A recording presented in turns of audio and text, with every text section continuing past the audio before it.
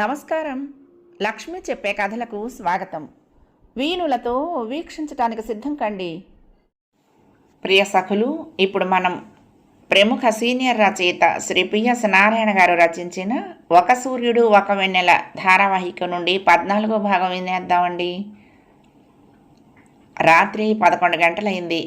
అప్పుడే రంగులు, Jennifer shooting పూర్తవటంతో ఇంటికి వచ్చారు. మర్నాడు ఉదయం ఫ్లైట్లో చిదంబరం యూనిట్ అంతా సింగపూర్ వదిలి వెళ్ళిపోతున్నారు. వాళ్లతో రంగులు కూడా వెళ్ళిపోతున్నది.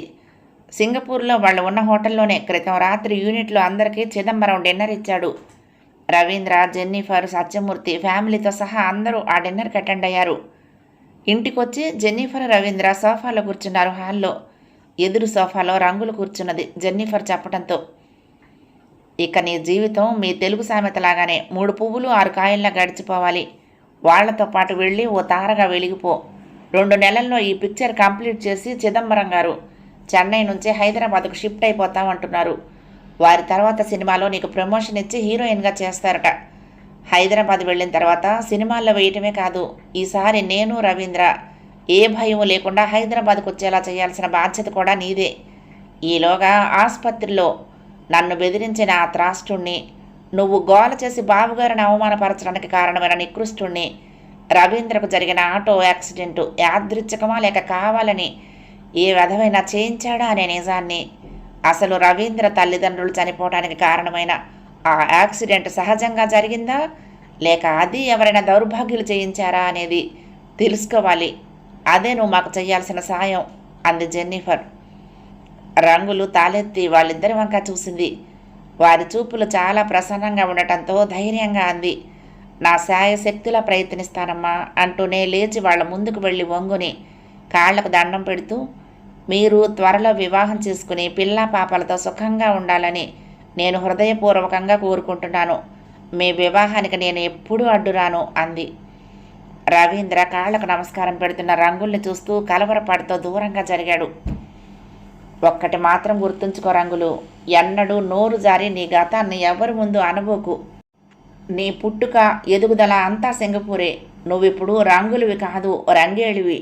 ప్రభువు తప్పకుండా నీకు మేలు చేస్తాడు. రంగుల భుజం మీద చేతులు వేసి ఆప్యాయంగా నొక్కుతూ అంది జెన్నిఫర్, తన కాళ్లకు దండం పెడుతున్న ఆమెను లేవనెత్తుతూ. 5 గంటలవుతూ ఉండగానే విశ్వం సునీత ఉన్న ఇన్స్టిట్యూట్కి వచ్చి, మీ దుకాణం కట్టేస్తే బయటకు వెళ్దాం అన్నాడు. విస్మయంగా అతని వంక చూసింది సునీత. ఏమైనా పని ఉందా అంది. అమ్మ మిమ్మల్ని పదే పదే అడుగుతుంది. మనం ఏమన్నా మాట అనుకున్నామేమోనని ఆమెకు అనుమానం వచ్చింది.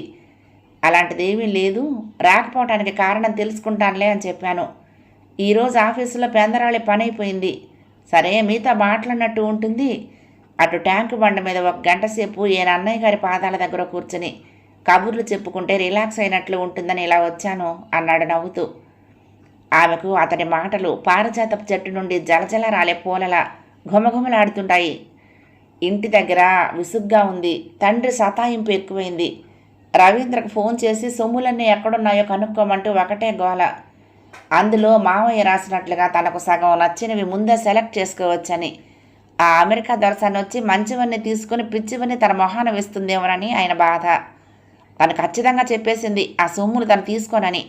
అందుకే అవి ఎక్కడున్నాయో తెలిసినా నోరు విప్పంది. అవన్నీ ఆ ఇంటి కోడలకే చెందాలి. అతడితో కబుర్లు చెప్పుకుంటూ సర్వం మర్చిపోవాలన్నట్లుగా. పదండి అంది లేచి నిలబడుతూ. చేసినంతవరకు సేవ్ చేసి కంప్యూటర్ని షట్ డౌన్ చేసింది. బయటకు వస్తూనే అతని 2 వీలర్ మీద వెనక్గా కూర్చుంటూ, నన్నయ్య తిక్కనల పాదాలు వెతుక్కునే దానికంటే అత్తయ్య గారికి ఏదో అనుమానం వచ్చిందంటున్నారు కదా, మన ఇంటికే వెళ్ళి ఆమె అనుమానాన్ని తీర్చి వాకిట్లో పూల పాదుల మధ్య కుర్చీలు వేసుకుని కూర్చుందాం హాయిగా. అవును, రమ్య వెళ్ళి 4 రోజులైంది కదా, ఎవరైనా వాటి ఆలన పాలన చూస్తున్నారా అంది. అత్తయ్య గారు మానిల్లు అనే మాటలు అతడి శరీరాన్ని ఆనందంతో పులకరింపచేయగా పైకి తాలెత్తి చూశాడు.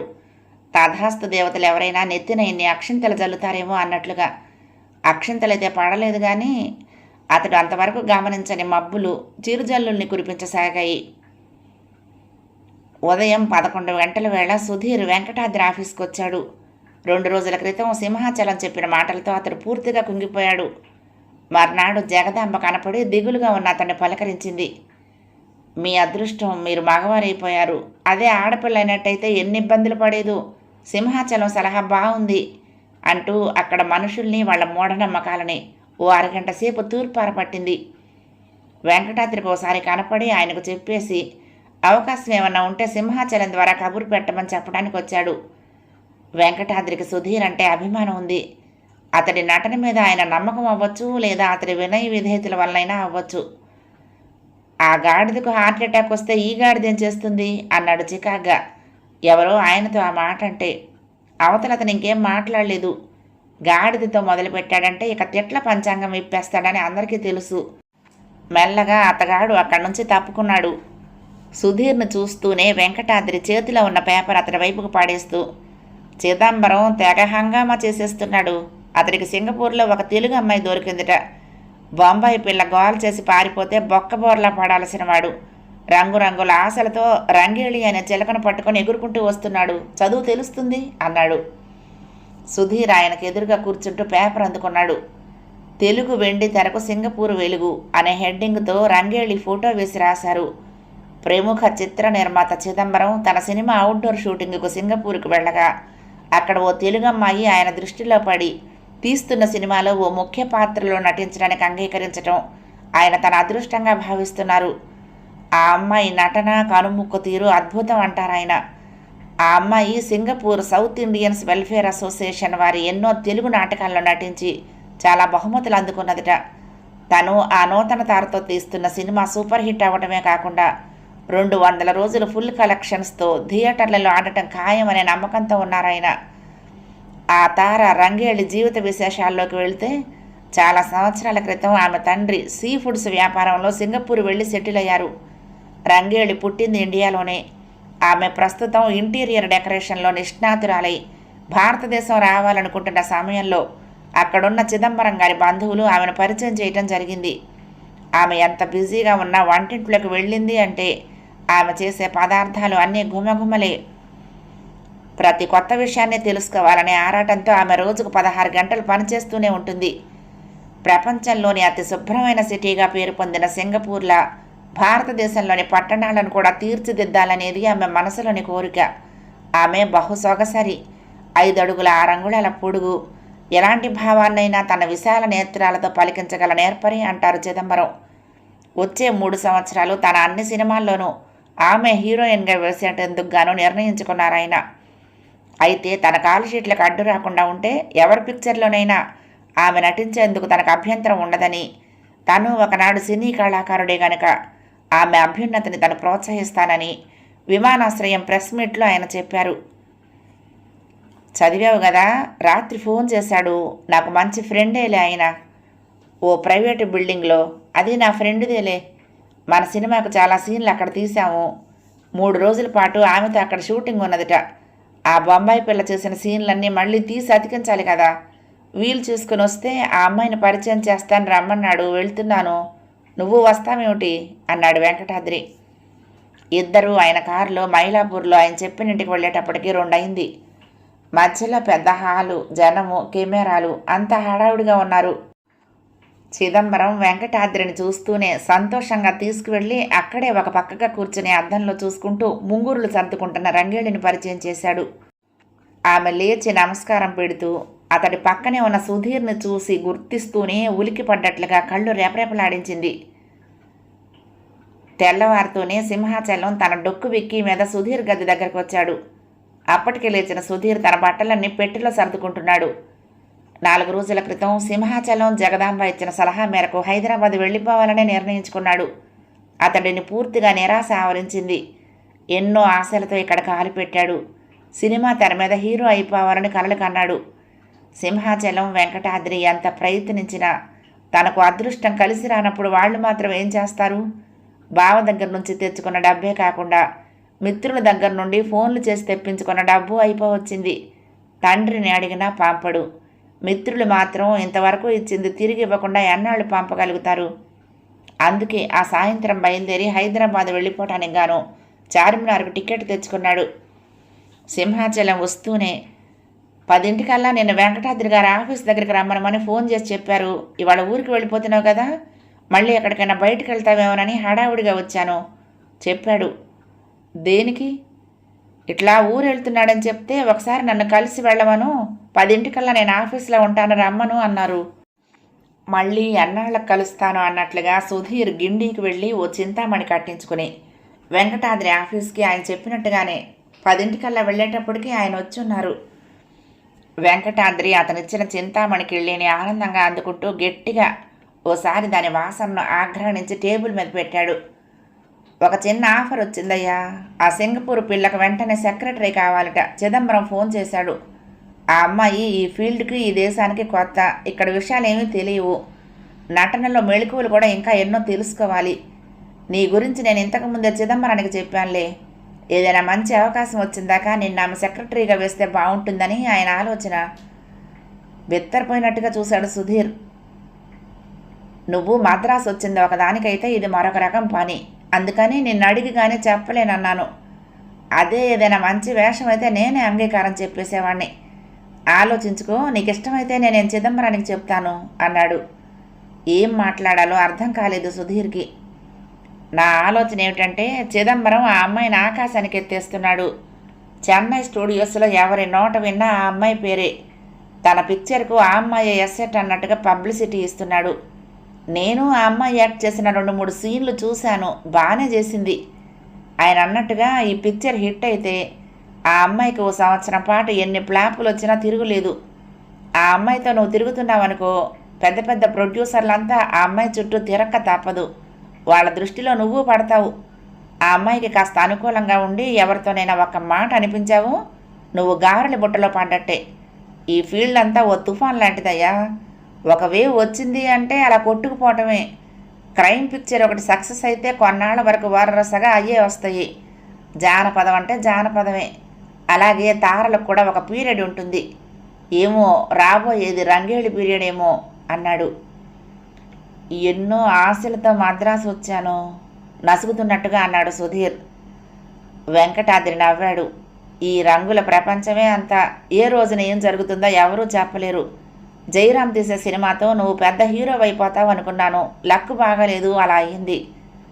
అలాగే రేపు నీ స్టార్స్ తిరిగినాయి అనుకో, ఇప్పుడు నిన్ను కాదన్న ప్రొడ్యూసర్లే నీ ఇంటి ముందు క్యూ కడతారు. ఆలోచిస్తున్నట్టుగా ఆగాడు సుధీర్ ఆయన చెప్తున్న మాటలకు. నేను నిన్ను బలవంతం చేయను. నువ్వంటే నాకు ఇష్టం ఏర్పడింది కాబట్టే నీకు ఈ సలహా ఇస్తున్నాను. నువ్వు వేసుకుంటున్న నిచ్చెనలకు ఈమె మెట్టయిందనుకో, నీ పంట పండినట్టే. పైకెక్కే నిన్ను ఆపటం ఎవరి తరము కాదు. అన్నింటికంటే నువ్వు చిదంబరం దృష్టిలో హైదరాబాదులో ఉండటం నీకు అన్ని విధాలా మేలు చేస్తుందని నా ఉద్దేశం అన్నాడు కుర్చీలో గిర్రును తిరుగుతూ, తనక చెప్పేదేమీ లేదన్నట్టుగా. సుధీర్ వంగి ఆయన కళ్ళకు నమస్కారం పెట్టాడు. మీ ఇష్టం సార్, మీరు ఎలా చెప్తే అలా చేస్తాను అన్నాడు. ఆయన ఆనందంగా నవ్వాడు. సుధీర్కు కానీ వెంకటాద్రికి కానీ చిదంబరం ఈ సలహా ఇవ్వటం వెనక రంగేళి పాత్ర ఉన్నదని, ఆమె సుధీర్ని స్టూడియోలో చేసిన రాత్రే జెన్నిఫర్తో మాట్లాడిందని, అది ఆమె తమ శత్రువుల ఆచూకీ తెలుసుకునేందుకు కదిలించిన పావు అని ఎవరికీ తెలీదు. వదిన, రేపు నువ్వు ఇన్స్టిట్యూట్ని 4 వదిలి మా ఇంటికి రావాలి. మా ఇల్లు అంటే మా పుట్టిల్లు అంది రమ్య ఫోన్లో. ఇన్స్టిట్యూట్కి వెళ్లేందుకు తయారవుతున్నది సునీత. అప్పుడు తల్లి వంటింట్లో ఉంది, తండ్రి పని మీద బయటికి వెళ్ళాడు. ఎందుకో అంది. మా అన్నయ్య పుట్టినరోజుట చెప్పింది. అయితే 4 వచ్చి ఏం చేయాలి? 4 బిస్కెట్లు తిని గుక్కెడు టీ తాగటానికి అంత పెందరాడి రావాలా అంది సునీత కొంటిగా. మా అన్నయ్యకి ఈసారి ఎందుకో తన పుట్టినరోజు చాలా ఘనంగా చేసుకోవాలనిపిస్తున్నదిరా. నువ్వు ఒక్కదానివే చేయగలవా అన్ని ఏర్పాట్లు, లేక మరెవరి సాయమైనా అడుగుదావా అన్నాడు. నాకు కోపం వచ్చింది ఆయన గారు డొంక తిరుగుడు మాటలకు. వెంటనే రెచ్చిపోతూ అన్నాను, నా వల్ల కాదు, నీకు కావలసిన వాడిని పిలుచుకొని నీ ఏర్పాట్లు నువ్వే చేసుకో అని. అయితే మీ వదిన గారిని పిలువు అన్నాడు ఆయన గారు వెంటనే.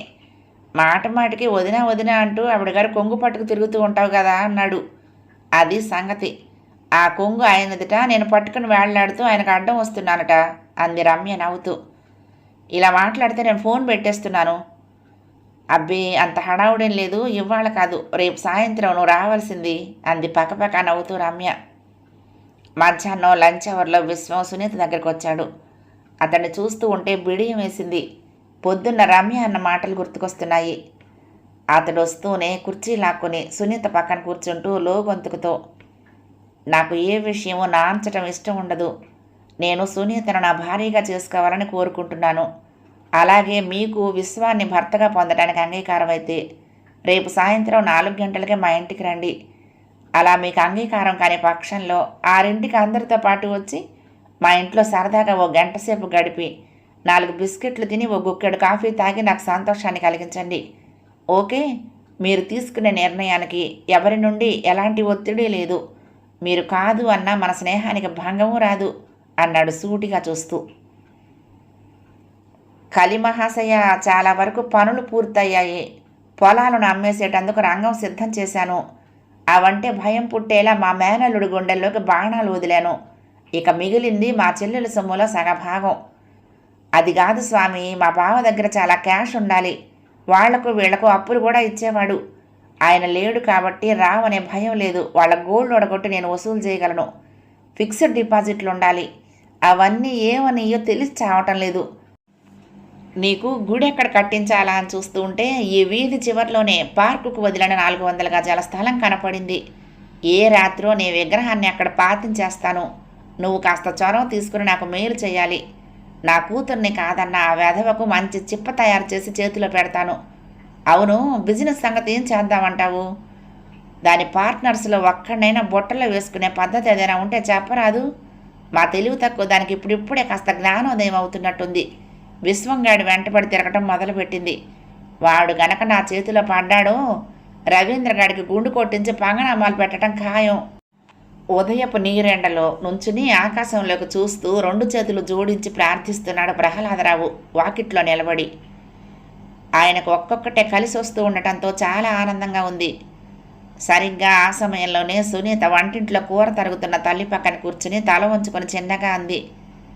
నేను విశ్వంగారిని వివాహం చేసుకుందాం అనుకుంటున్నానమ్మా. ఆయనే అడిగారు. కాదు అనటానికి నాకు కారణం కనపడలేదు. ఈరోజు ఆయన పుట్టినరోజుట పార్టీకి రమ్మన్నారు. నువ్వు నాన్నను తీసుకొచ్చి వారి అమ్మగారితో ఈ విషయం మాట్లాడితే బాగుంటుందని నేను అనుకుంటున్నాను అంది తల్లి ముఖంలోకి చూస్తూ. నమస్కారం అండి. నమస్తే సార్. నమస్కారం. తనకు నమస్కారం చెప్తున్న వాళ్ళందరినీ సుధీర్ ఆశ్చర్యపోయి చూస్తున్నాడు. అతడు స్టూడియోలో కాలు పెట్టి 15 గంట కాలేదు. అప్పుడే చాలామంది జనం చుట్టూ మూగారు. వాళ్ళంతా ఎన్నాళ్ళు తనను పట్టించుకోకుండా తనను ఎక్స్ట్రాలా చూసి ఆడించిన వాళ్లే. 10 రోజుల్లోనే ఎంత మార్పు!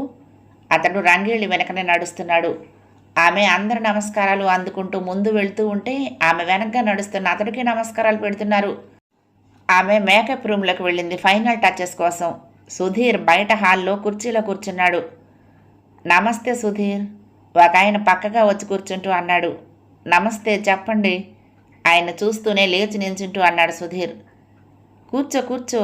ఏమిటి, రంగీళ్ళ దగ్గర పియ్యగా చేరేవట కదా? అభినందనలు. ఇంకా మొదటి సినిమానే రిలీజ్ కాలేదు, అప్పుడే జనాన్ని ఓ ఊపు ఊపేస్తోంది. మా నెక్స్ట్ పిక్చర్లో యాక్ట్ చేస్తుందేమో అడగటానికి వచ్చాను. ఓ మాట చెప్తావేంటి అన్నాడు. ఆయన లో బడ్జెట్ సినిమాలు తీసి 50 రోజులు ఆడితే చాలు, తన డబ్బులు తనకు వస్తాయి అని తృప్తిపడే నిర్మాత. ఆయన చుట్టూ తను చాలాసార్లు తిరిగాడు. కనీసం తనని కూర్చోమనైనా అనేవాడు కాదు. నాదే ఉందండి, ఓసారి అడిగి చూడండి అన్నాడు సుధీర్ నవ్వి. అడిగాను, చిదంబరాన్ని అడగమంది. వాడిని అడగటం నాకు ఇష్టం లేదు.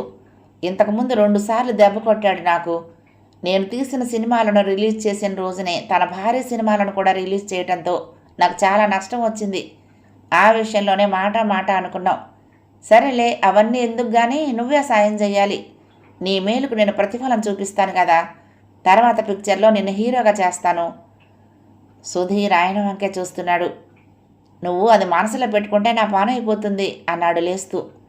చిదంబరం వస్తున్నాడల్లే ఉంది, నేను వెళ్తాను. వాడితో ఇలా అడిగానని మాత్రం అనొద్దు. అతడు వెళ్ళిపోయాడు. చిదంబరం కారు దిగి మెట్లెక్కుతున్నాడు. సుధీర్ బయటకు వచ్చేసరికి ఎదురెళ్ళి నమస్కారం పెట్టాడు. రావయ్యా సుధీర్, సాయంత్రం 2 సీన్లకు సంబంధించిన స్క్రీన్ ప్లే నీకు పంపుతాను. రంగేళ్ళ చేత ఇంటి దగ్గర ప్రాక్టీస్ చేయించు. షార్పే, తొందరగా పట్టేస్తుంది కానీ కాస్త క్రిటికల్ సీన్లు అవి. సుధీర్ భుజం మీద చెయ్యి వేసి నడుస్తూ అన్నాడు. అలాగే సార్. నీ గైడెన్స్లో ఆమె ఈ ఫీల్డ్లో ఓ ధ్రువతారైపోవాలి. ఆయన లోపలికి వెళ్ళాడు. ఆ సాయంత్రం 3 గంటలు అవుతూ ఉండగా ప్రహ్లాదరావు భార్యను తీసుకుని విశ్వం ఇంటికి బయలుదేరాడు. సునీత ఇన్స్టిట్యూట్ నుంచి 4 గంటలకు వస్తానంది అక్కడకు. రమ్య వాళ్ళని చూస్తూనే ఆహ్వానించి లోపలికి తీసుకువెళ్ళింది. వాళ్ళిద్దరూ రమ్య తల్లి ఎదురుగా కూర్చున్నారు. మీకు సునీత తెలిసిందే కదా, చదువుకుంది. అందం విషయంలో మేము చెప్పేదేముంది, తెలిసిన పిల్లే. రేపో మాపో ఉద్యోగంలో చేరుతుంది.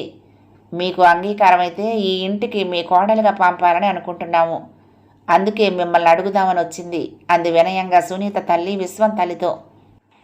ప్రహ్లాదరావు కాస్త దూరంగా కుర్చీలో కూర్చుని ఆ ఇంటిలోని సామాన్లను విలువ కడుతున్నాడు. విశ్వం చార్టెడ్ అకౌంటెంట్గా ఏమైనా సంపాదిస్తున్నాడా లేదా అనేది ఆయన తపన. తన కూతురికి పెద్ద ఇల్లుంది, కావలసినంత సొమ్ముంది. సగం అనే వీలునామాలో రాశాడు కానీ వీలైనంత వరకు రవీంద్రకి ఆ మాట ఈ మాట చెప్పి ఎక్కువే నొక్కేయగలడు. అంతగా అయితే చెల్లై సొమ్ములు బాగున్నాయి. మిగతా సగానికి కూడా విలువ కట్టిస్తే మీ స్నేహితుడు డబ్బు ఇచ్చేస్తాడులేరా అని తనంటే చూస్తూ చూస్తూ సునీతకిచ్చిన సొమ్ముకు డబ్బు తీసుకుంటాడా? అందున ఆప్తమిత్రుడి దగ్గర నుంచి కాదనకుండా ఇచ్చేస్తాడు. ఆ సొమ్ములో ఒక్క తులం కూడా బయటికి పోకుండా తనే ఏదో విధంగా చక్రం తిప్పగలడు. ఈయనగారి సంపాదన బాగుంటేనే దానికి ఇది తగిన సంబంధం అవుతుంది. అది గమనించడానికే సునీత చెప్పగానే తను వచ్చింది. విశ్వం తల్లికి సునీతను కోడలుగా చేసుకోవడానికి ఎలాంటి అభ్యంతరము లేకపోవటమే కాదు, హృదయపూర్వకంగా ఆమె నా ఇంటికి స్వాగతిస్తుంది కూడా. రమ్య సంగతి సరే. రమ్య కాఫీలు తెచ్చి వాళ్ళిద్దరికీ ఇచ్చింది. ఏంటమ్మా, మమ్మల్ని కాఫీలతోనే పంపించేద్దామనా? మేము డిన్నర్ అయిందాకా ఉందాం అనుకుంటున్నాం అన్నాడు నవ్వుతూ ప్రహ్లాదరావు. మావయ్య గారు, మీరు అంత దూరం నుంచి వచ్చారు కాబట్టి కాస్త రిలాక్స్ అవ్వటానికి గాను కాఫీ ఇచ్చాను. ఇక డిన్నర్ అంటారా? మీరు దానికి ఉండకుండా వెళ్ళటం అనేదే జరగని పని. అదిగో సునీత కూడా వచ్చేసింది. ఈ బస్సులు ఆటోలు ఆమె గారికి ఇంకా కొద్ది రోజులే లేండి. మా అన్నయ్య కారు కొందాం అనుకుంటున్నాడు అంది ఆనందంగా రమ్య నవ్వుతూ. వాకిట్లోకి వెళ్ళి రా వదినా అంటూ సునీత చేయి పట్టుకుని లోపలికి తీసుకొచ్చింది. ప్రహ్లాదరావుకు ఆ అమ్మాయి మాటలు ఎంతో తృప్తిని కలిగించాయి. కారు కొంటున్నాడు అంటే బాగానే సంపాదిస్తున్నాడనమాట. తర్వాత పావుగంటకే విశ్వం వచ్చాడు. కూర్చున్నదల్లా సునీత సిగ్గుపడుతూ లేచి పక్కకు వెళ్ళింది. విశ్వం ప్రహ్లాదరావుకి శకుంతలమ్మకు నమస్కరిస్తూ ఎదురు కుర్చీలో కూర్చున్నాడు. రమ్య ముందుకొచ్చి, ఇంతకీ క్యాటరర్కి మెనూ ఘనంగా ఉండాలని చెప్పావా? మా వదినకి బిర్యానీ అంటే ఏమాత్రం ఇష్టం లేదుట. శుభ్రంగా గుంటూరు భోజనం, ఆవకాయ గోంగూర పచ్చడితో సహా, ఆ పైన 2 స్వీట్లు. మర్చిపోయాను, ఆవిడ గారికి పచ్చిమిరపకాయ బజ్జీలంటే బహు ఇష్టం అంది పక్కపక్క నవ్వుతూ. సునీత మొహం ఎర్రగా కందిపోయింది. అన్నీ ఆర్డర్ ఇచ్చాను, నేను పిలిచిన స్నేహితులంతా వస్తున్నారు అన్నాడు. కేకు ఆర్డర్ ఇచ్చావా? కేకు కట్ చేసిన తర్వాత మా వదినే మొదటిసారిగా నీ చేత తినిపిస్తుంది. ఆ గదిలో నుంచి విసురుగా లోపలికి వెళ్ళిపోయింది సునీత. 4 గంటలప్పుడు సునీత తల్లిదండ్రులు రావటం చూస్తూనే విశ్వానికి గ్రీన్ సిగ్నల్ ఇచ్చేసింది అన్నిటికీ ఆర్డర్ ఇచ్చేయమంటూ రమ్య. బాగుందయ్యా, మీ స్నేహితుడు చేసిన తప్పును నువ్వు సరిదిద్దాలని అనుకుంటున్నావన్నమాట. దేవుడు ఎప్పుడూ మంచి వాళ్లకు మేలు చేస్తాడని నాకు తెలుసు. ఇంతకు ఈ విషయం రవీంద్రకు చెప్పావా అన్నాడు ప్రహ్లాదరావు. మీ అంగీకారం లేకుండా నేను ఎలా చెప్తానండి? మీరు ఓకే అనాలి, మీ అమ్మాయి ఓకే అనాలి అన్నాడు విశ్వం. శుభస్య శీఘ్రం. మంచి పనులకు మా ఆశీర్వచనాలు ఎప్పుడూ ఉంటాయ్యా. మా రవీంద్ర ఎంతో, నాకు నువ్వు అంతే. మా చెల్లెలు బావ ఉండి రవీంద్రనే మా అల్లుడిగా చేసి ఉన్నట్లయితే ఈ పెళ్లికి నేను పైసా ఖర్చు పెట్టాల్సిన అవసరం ఉండేది కాదు. నా చెల్లెలు నా చేత పెట్టనిచ్చేది కాదు. పెడదామన్నా నా దగ్గర ఏమీ లేదనుకో, అది వేరే విషయం. ఇంతకీ నేను చెప్పొచ్చేది ఏమిటంటే, నేను కట్న కానుకలు ఇవ్వలేని సామాన్య కుటుంబీకుణ్ణి. నా నుంచి నువ్వేమీ ఆశించకుండా ఉంటే నా గుండెని మీద బరువును ఎంతో తగ్గించిన వాడివవుతావు అన్నాడు. విశ్వం లేచాడు. సునీత రమ్య అప్పటికే లోపలికి వెళ్ళిపోయారు. వాళ్ళ మధ్య తాము ఉండటం అనవసరం అన్నట్టు. మీరిద్దామన్నా పుచ్చుకునేటందుకు నేను తయారుగా లేనులేండి. సునీతే నాకు కానుక, అంతకు మించిన ఆనందం మరొకటి లేదు అన్నాడు విశ్వం. కట్న కానుకలు ఇవ్వనంత మాత్రాన దాన్ని మీ ఇంటికి ఒట్టి చేతులతో పంపను. దానికి మా బావ పెళ్లి కానుకగా ఇప్పుడు మేము ఉంటున్న ఇంటిని, నా చెల్లెల సొమ్ములో సగభాగాన్ని వీరునామా రాసి మరీ ఇచ్చాడు. వాళ్ళిచ్చిందే అయినా వాటిని నా కానుకగా స్వీకరిస్తే చాలు అన్నాడు ప్రహ్లాదరావు. మాకు అవి కూడా అక్కర్లేదండి. ఆ వీరునామాను నేను రవీంద్రకే పంపించేస్తాను. నా భార్యను నేను పోషించుకోగలను. నా భార్యకు కావలసిన అవసరాలు నేను చూడగలను అన్నాడు దృఢంగా విశ్వం. ప్రహ్లాదరావు బెత్తరపోయి అతడి వంక చూడసాగాడు. ఆ రాత్రి 7 గంటలప్పుడు సునీతను విభ్రాంతి పరుస్తూ విశ్వం ఆమెకు 5,000 పెట్టి కొన్న కంచిపట్టు చీరను కానుకగా ఇచ్చాడు. అది తన పుట్టినరోజు నాడు తన కోరికకు అంగీకారం తెలిపి ఆనందం కలిగించినందుకు గాను. రమ్య సునీత వెంటబడి ఆమె చేత ఆ చీరను కట్టించింది. రాత్రి డిన్నర్కి వచ్చిన అతని స్నేహితులందరికీ సునీతను తన కాబోయే భార్యగా పరిచయం చేశాడు విశ్వం. రాత్రి 11 గంటలప్పుడు ప్రహ్లాదరావు అతని భార్య కూతురు మియాపూర్లోని వారింటికొచ్చి తలుపు తీస్తూ ఉండగా ఫోన్ మోగటం మొదలుపెట్టింది. సునీత వెళ్ళి రిసీవర్ ఎత్తింది. చేసింది రవీంద్ర. నాకిష్టం లేదా ఈ వివాహం, విసురుగా అన్నాడు ప్రహ్లాదరావు అప్పటిదాకా బిగబట్టుకున్న కోపాన్నంతా ఒక్కసారిగా భార్య మీద వెళ్ళగక్కుతూ. అదేమిటండి ఇంతవరకు వచ్చిన తర్వాత ఆ మాట? ఆ అబ్బాయి పార్టీలో అందరికీ చెప్పేస్తూ ఉంటే నోరు మూసుకుని కూర్చుని ఇప్పుడు ఆ మాట అంటారా? ఆయన బుర్ర చురుగ్గా ఆలోచిస్తోంది. ఆయన గారికి మా బావ ఇచ్చిన ఇల్లు సొమ్ములు పనికిరావా? ఏం సొమ్ము అంత చేదైందా? తిరిగి వాడికి ఇచ్చేస్తట. అట్లా ఇచ్చేటందుకైనా ఆ వీలునామా రాసింది? ఆయన కళ్ళు ఎర్రబడుతున్నాయి. అతడిని అల్లుడుగా చేసుకోవటం వలన తన పథకం అంతా తారుమారైపోతుందా? అక్కడ అంతమంది ముందు నోరు తెరవటం ఇష్టం లేక కోపాన్ని చిరాకును గుండెల్లోనే దాచుకుని ఉండిపోయాడు. సునీత అటు ఫోన్ చేస్తున్నది రవీంద్ర అని గుర్తించగానే కార్డ్లెస్ తీసుకుని తన గదిలోకి వెళ్ళి తలుపేసుకుంది. అభినందనలు అన్నాడు రవీంద్ర. థ్యాంక్స్ బావా. ఇప్పుడే విశ్వం ఫోన్ చేశాడు. నాకు చాలా ఆనందంగా ఉంది. ముహూర్తం పెట్టించి నాకు ముందుగా తెలియపరిస్తే సెలవు పెట్టి స్వయంగా వచ్చి అమ్మ సొమ్ములతో నిన్ను అలంకరించి పెళ్లి కూతురిగా విశ్వం పక్కన పీటల మీద నిన్ను చూసి ఆనందిస్తాను అన్నాడు. నువ్వు రాకుండా ఉంటేనే నేను సంతోషిస్తాను అంది విసురుగా అతడి మాటలను ఆపేస్తూ. అదేం అదాట్టుగా అన్నాడు ఆమె మాటలకు ఉక్కిరిబిక్కిరవుతూ. నువ్వు సొమ్ములు ఇవ్వటానికైతే మాత్రం రావద్దు, నాకు అంగీకారం కాదది. విశ్వం గారు కూడా అదే ఉద్దేశంలో ఉన్నారు. మామయ్య రాసిన వీలునామా మా ఇద్దరికీ అంగీకారం కాదు అంది నిక్కచ్చిగా. సునీత నా మాట వింటావా? నీరసంగా అన్నాడు రవీంద్ర. నువ్వేం చెప్పినా ఈ విషయంలో వినే ప్రసక్తే లేదు. సెంటిమెంట్లతో నా మనసు మార్చాలనుకోవటం వృధా. ఇంకో విషయం చెప్పనా? ఆ కండిషన్ మీద నేను మీ మిత్రుని వివాహం చేసుకునేందుకు అంగీకరించింది. నా మాటలకు ఆయన ఎంతో సంతోషించారు కూడా.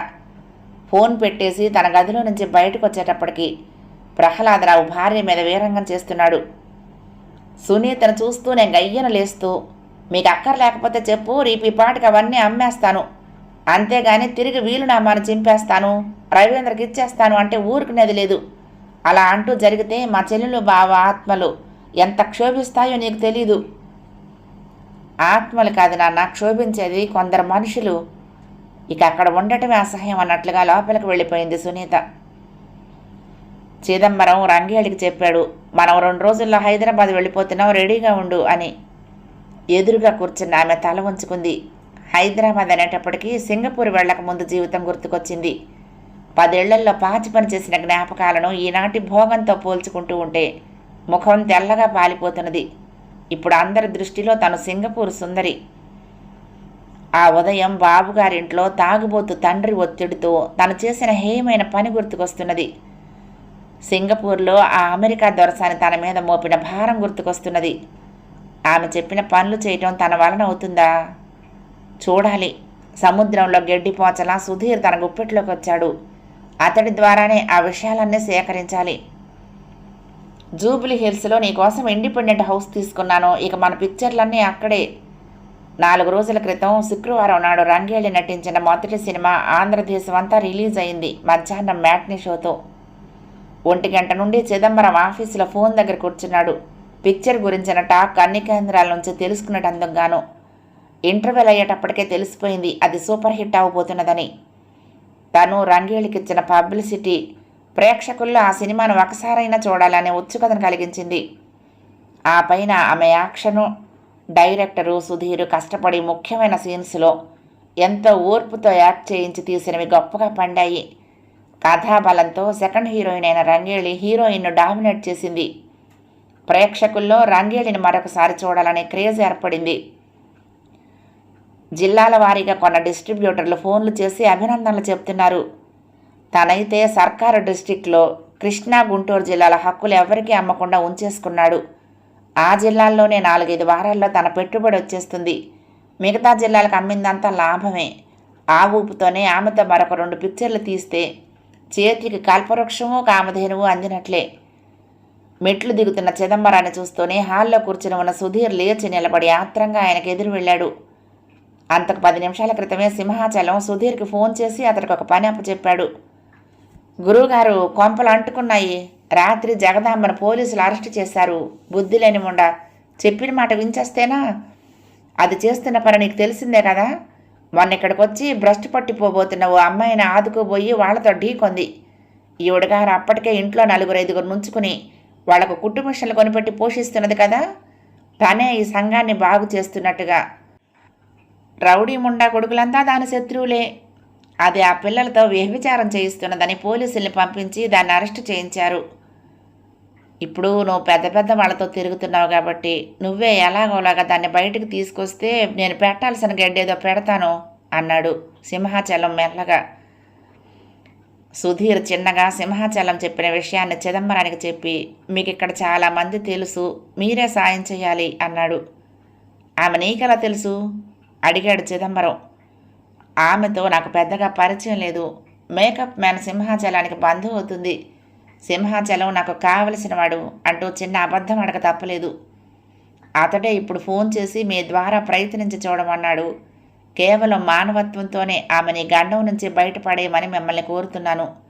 నాకు తెలిసినంతవరకు ఆమె చాలా మంచి మనిషి, ఇబ్బందుల్లో ఉన్న వాళ్ళని ఆదుకునే మనిషి అంటూ ఆమె వెనుక కథను టూకీగా 1 నిమిషం పాటు చెప్పాడు. చిదంబరం తల ఊపి జేబులో సెల్ బయటికి తీశాడు. 14వ భాగం సమాప్తం. ప్రియ సఖులు, ఈ కథ మీకు నచ్చితే తప్పకుండా లైక్ చేయండి, షేర్ చేయండి, కామెంట్ చేయండి, సబ్స్క్రైబ్ చేసుకుని నన్ను ఎంకరేజ్ చేయండి. ఉంటానండి. ప్రేమతో లక్ష్మి, కృష్ణాతీరం దుర్గమ్మ సన్నిధానం. నమస్తే.